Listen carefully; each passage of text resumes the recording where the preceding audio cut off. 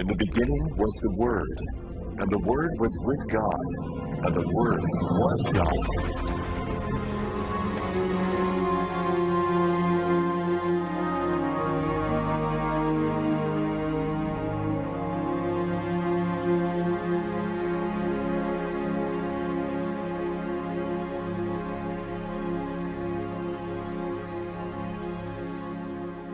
In this session of the Late Bronze Age, the time period of the biblical Exodus, the time period of Moses and Joshua, 1550 to 1200 BC, we're going to look at different types of writing style. The Egyptians are using hieratic. They're also using a script form, a fast form of writing the Egyptian language. Also the popular colorful form called the hieroglyph. Now when we say hieroglyph, that's not what the Egyptians called their language, that's what the Greeks called the language that the Egyptians were using. Hiero meaning, it means like sacred glyph, sacred carving. It was on their temples, the sacred carving and in their tombs of the elite of the Egyptian culture.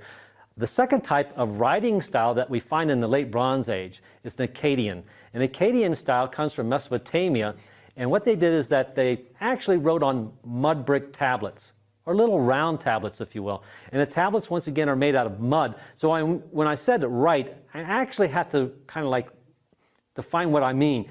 They had little wedges, and they put these little wedge-shaped designs on the clay. And this is called cuneiform. Cunei meaning wedge, wedge form. Now let me show you what it looks like. This is a cuneiform tablet.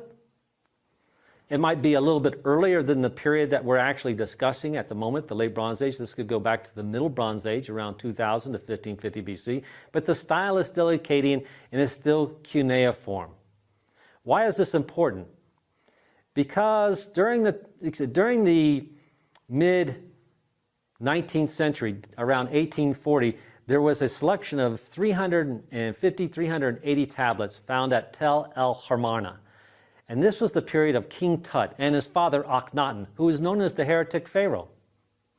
And the period in which they lived at this place called Aten, all right, or Tel El Harmana, was a very short-lived period, maybe 40, maybe 60 years. So the artifacts that we find there are, you could say, could be dated very precisely. And what we found in the cuneiform fashion was a series of cuneiform texts that are called the Tel El Harmana texts, the 350, 360 you could say cuneiform tablets that were written from the Canaanite kings that lived at these Tel sites throughout the trade route in the land of Canaan. And they are complaining to the Egyptian pharaoh Akhenaten that there are rebels in the land that are going and trying to take the city, and they're robbing the city, and that is why we have problems trying to pay your tribute, because the Egyptians were trying to get tribute from those cities in the land of Canaan. Maybe it was an excuse, and the Pharaoh's tired of listening to excuses. He just wants his tribute.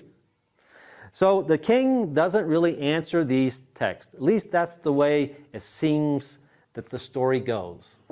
The unanswered text of Tel El Harmana by King Akhenaten. The second type, or I should say going back to the first type we talked about, was hieroglyphs. And on this one particular style of faience, faience is a glazing compound used by the Egyptians. It's a small faience cup. You see a little cartouche, it looks like a circle, and inside the circle, or an oval, are some hieroglyphs. And this is the name of Ramses.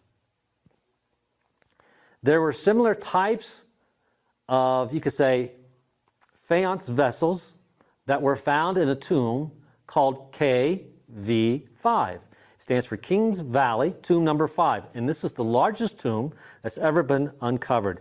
It was starting to be excavated by an archaeologist by the name of Kent Weeks and his crew during the mid-1990s. They're still excavating it. It's just that huge. Well, what's in that tomb? It's the sons of Ramses. Some scholars suggest that in the biblical tradition of the Pharaoh's firstborn that died during the period of the Passover, that this might be a tomb that is related to that biblical narrative, that many sons of the Pharaoh died. Now, we're not going to say by an academic standing that this is evidence for the Exodus, because we have to say, did all these sons die at the same time? Or was this a tomb that was reused after that event? We don't know. But it is the largest tomb, KV5, in which they found a large selection of faience vessels with hieroglyphs. Now the encirclement on this vessel, which has in the center of it the hieroglyphs, is called a cartouche. It was given that name by Napoleon's men because it looked like the cartridges that they used in their weapons. Napoleon's men found at a place called Rosetta the very popular Rosetta Stone. And on the Rosetta Stone there were hieroglyphs, there was a cursive Demotic writing, and there was also Greek.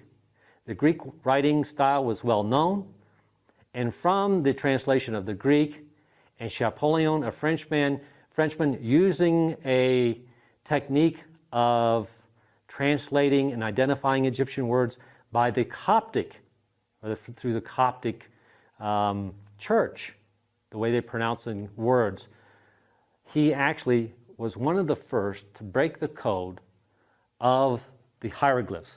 Why is that important for scholars today? Well, think about this.